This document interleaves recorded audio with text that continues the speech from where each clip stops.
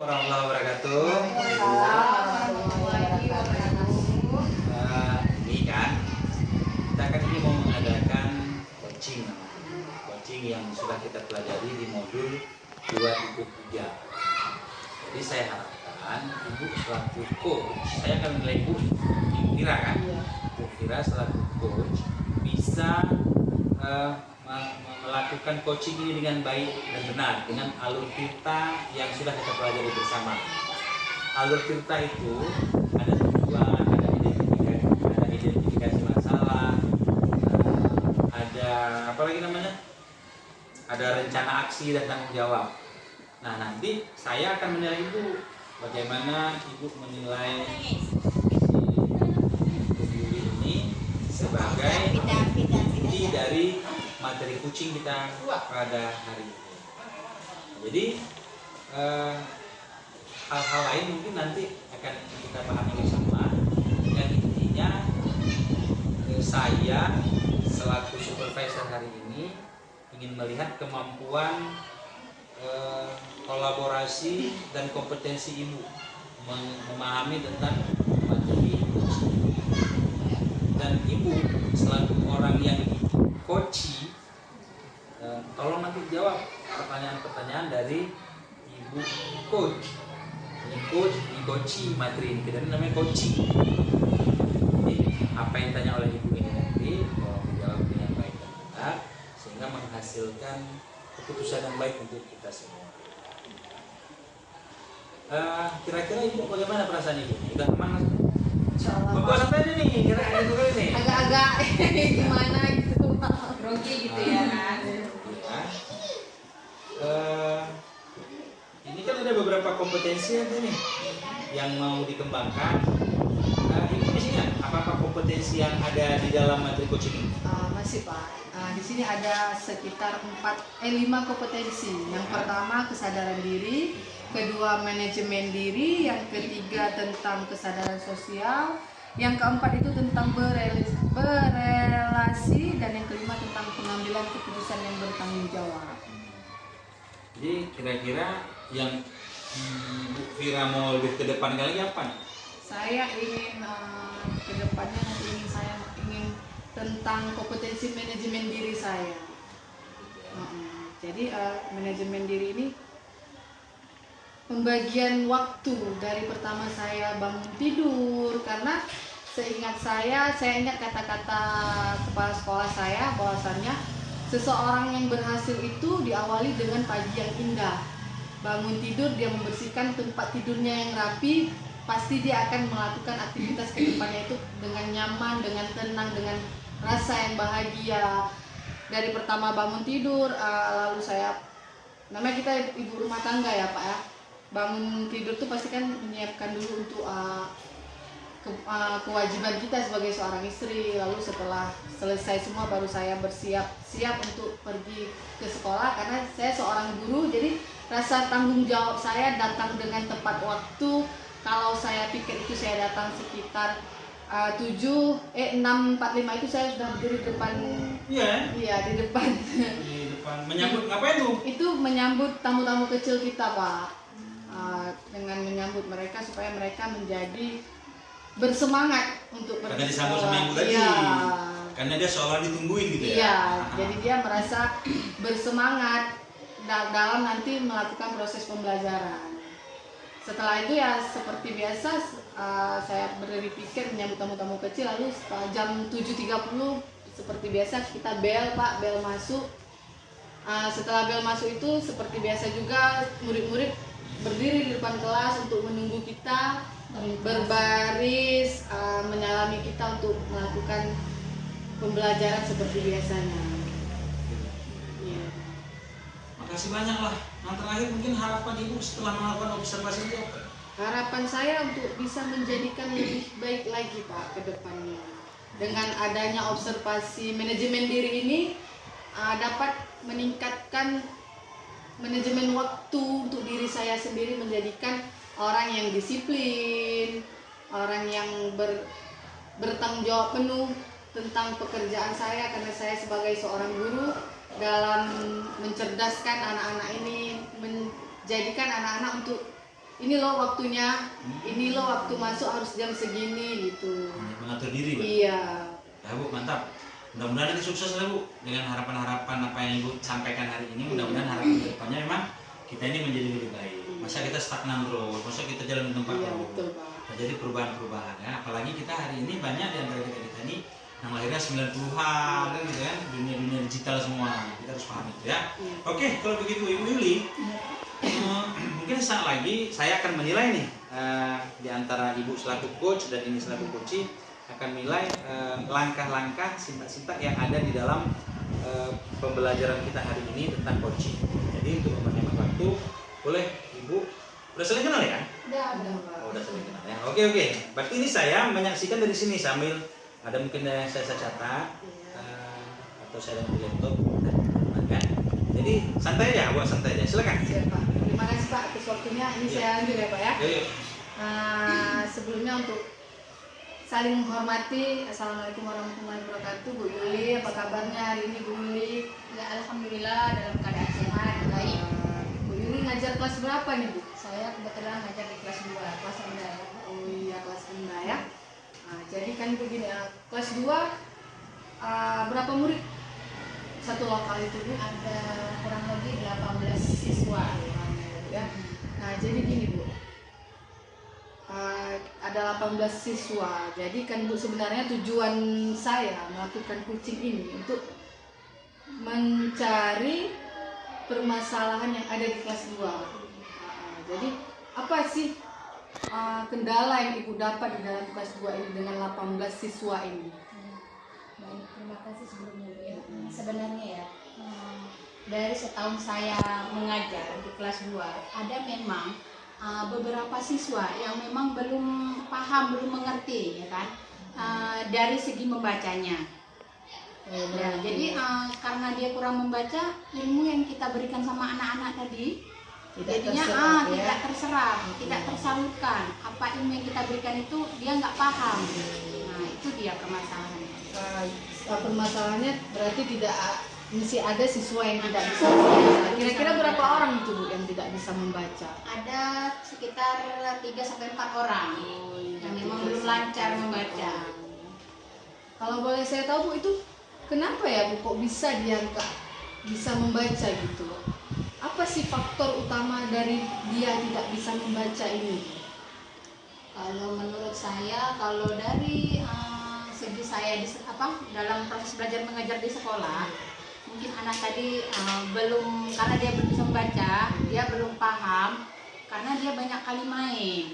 Nah itu dari segi di sekolah, di luar sekolah. Tapi kemungkinan bisa jadi kalau di rumah kurangnya motivasi orang tua untuk memberikan pendidikan di rumah.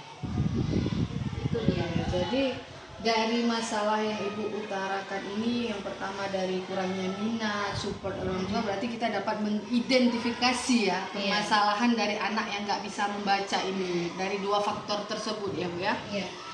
Jadi kedepannya apa sih rencana Ibu dengan anak-anak yang tidak bisa membaca ini?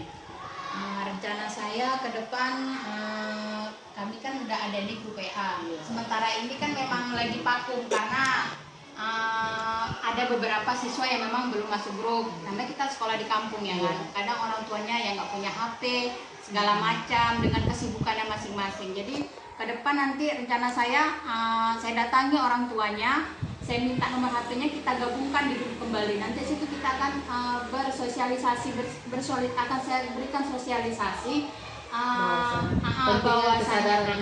bahwasannya ada beberapa anak yang memang belum lancar membaca. Jadi saya berharap kepada orang tua nanti ke depan supaya anak-anak tadi dibimbing kembali supaya bisa lancar membaca. Jadi nggak harus di sekolah saja belajarnya, di rumah juga harus belajar. Itu dia.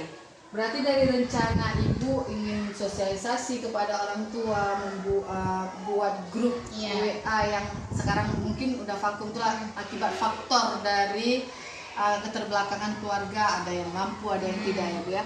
Jadi sebagai rasa tanggung jawab Ibu, kapan sih rencana Ibu membuat rencana Ibu ingin membuat dari rencana yang ibu bilang tadi tentang sosialisasi, kapan rencananya ibu akan buat? Ya baik, kalau bisa secepatnya dalam minggu ini akan saya laksanakan. Karena berhubung karena akan kenaikan kelas. Itu Berarti dia. harus berkoordinasi Iya, lagi ya ke koordinasi, depan. Oke, terima kasih Bu Yuli hari ini. Jadi dari sekian permasalahan yang ada tentang penyebab anak tidak bisa membaca, faktor-faktor dan cara kita mengidentifikasinya, rencana dari Bu Yuli, serta yang terakhir tanggung jawab dari Bu Yuli sebagai guru kelas 2. Semoga dengan adanya kucing ini atau dengan adanya pengidentifikasi masalah ini dapat menjadikan kita mencari solusi untuk menjadikan kelas 2 terutama anak-anak yang tidak membaca ini bisa lebih baik lagi ya Bu ya. Oke, sekian Bu, terima kasih untuk waktunya terhadap kucing yang saya berikan ini. Semoga dapat kita mengambil kesimpulan dari semua permasalahan ini Pak. Sekian Pak. Ya, terima kasih Ibu Safira.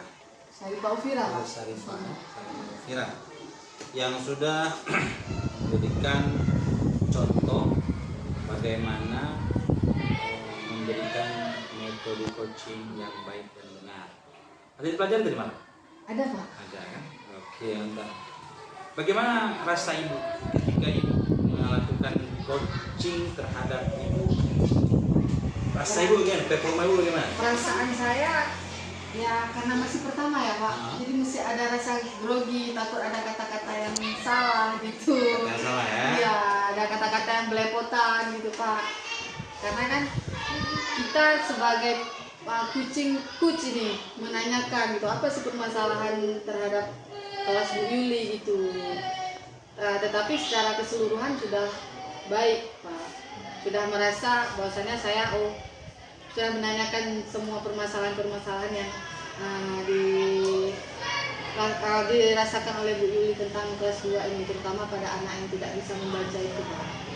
Kenapa bisa menilai diri ibu itu kurang di situ? Karena mungkin karena saya kurang ada rasa dibilang percaya diri cuman karena ya grogi tadi Pak. Iya. Karena ini dia grogi Pak. sesuatu yang jarang dilakukan. Iya. Tapi yakinlah nanti kalau sering. Iya, dengan keseringan terbiasa nanti menjadikan lebih baik gitu. Intinya ini dia memang harus bisa menggali. Iya. Tadi ya permasalahannya. Kemudian dalam amatan saya tadi ke depan ini kan ini masih pelatihan, masih belajar kan, ke depan nanti usahakan beri kesempatan ngomong berbicara, jangan bantah-bantah. Jangan mengiyakan boleh, mengangguk oke, mengatakan oke, yes oke. Biar tapi jangan dibantah ngomong, biar kan. Terus tinggal ibu catat. Catat supaya apa? Apa yang disampaikan banyak nih. Ini kan cuma sebentar kita ceritanya. Kalau yang sebentar kucing kan memang harus sama dia. Catat masalah-masalah. Karena kita menggunakan alur tirta tadi. Ingat tirta. Tujuan, identifikasi, rencana aksinya kapan, tanggung jawab. Itu dia. Ya. Udah saya bilang ya. Kalau ke depan kalau memang udah sering, insya Allah akan terbiasa Pak ya. Kira-kira dengan bahasa saya kalau sering terbiasa, pendapat ibu bagaimana? Percaya nggak? Percaya Pak, karena menurut dengan pepatah bisa karena biasa. Jadi kalau kita sudah terbiasa melakukan, insya Allah akan berjalan dengan lancar dan mulus Pak. Jadi ke depan mungkin bisa kita kembangkan lagi ya cara bicaranya, public speakingnya, ya kan? Kemudian bagaimana mitra kedekatannya. Ini seharusnya kita ini duduk berdampingan, tapi ini karena saya menilai lebih enak saya melihatnya duduknya saling berhadapan dengan sistem ABC ya. Baiklah, barangkali kira-kira tindak lanjut, rencana tindak lanjut ibu untuk menjadikan ibu ini lebih baik dalam hal kucing apa? Rencana tindak lanjut saya Pak, saya lebih untuk lebih berlatih atau lebih sering menanyakan kepada teman sejawat kerja saya untuk membiasakan diri saya sehingga saya yang terutama nggak grogi tadi ya Pak ya, nggak grogi. Jadi dengan terbiasa saya nanya apa sih permasalahannya dengan duduk, mungkin gini ya kayak Bapak bilang tadi berjarak, tapi kok kita dengan duduk gini kan lebih enak lagi ya kan Pak, untuk menjadikan saya lebih leluasa, lebih luas gitu, lebih enak aja gitu Pak kita nanya tanpa ada rasa grogi. Ingat ya, mendengar, Iya. mendengar, mencatat, itulah yang pakai rasa tadi, Iya. yang model RASA itu ya. Nah, jadi ada menerima, kita mendengar, mengapresiasi, yes, merangkum. Merangkum ini apa yang disampaikan, dirangkum kembali. Kemudian buat pertanyaan-pertanyaan yang memang manuver-manuver sehingga si coaching ini harus memiliki pemikiran yang bagaimana gitu supaya dia terus menggali dan pada inti terakhirnya munculkan rasa tanggung jawab sama si coaching. Begitu dia ya. Terakhir pertanyaan, apa yang didapatkan dari proses ini? Yang pertama dari proses ini menjadikan diri saya lebih baik. Itu yang kunci pertamanya. Dengannya ada coaching ini, saya baru tahu oh gini rupanya jadi sebagai coach ya Pak. Coach. Sebagai coach menanyakan untuk menggali permasalahan dan menemukan solusinya serta membimbing untuk gimana ya Pak bilangnya, bahasanya itu membimbing supaya oh kita tahu ini permasalahannya, ini solusinya, ini dengan permasalahan ini untuk menjadikan segala sesuatu itu intinya lebih baik lagi Pak. Jadi karena udah sebagai penutup, terima kasih banyak nih atas waktu Bu Yuli, atas waktu Bu Saifah yang sudah bisa duduk bersama ya, sudah cerita kita. Tolong nanti kembali dibuka kembali modul 2 itu kerjanya, mudah-mudahan nanti ke depan bisa lebih lagi. Dan nanti kita ada coaching berikutnya. Saya harapkan coaching berikutnya lebih baik pada coaching kita. Demikian, terima kasih banyak Bu. Terima kasih banyak. Yuk, assalamualaikum warahmatullahi wabarakatuh. Waalaikumsalam.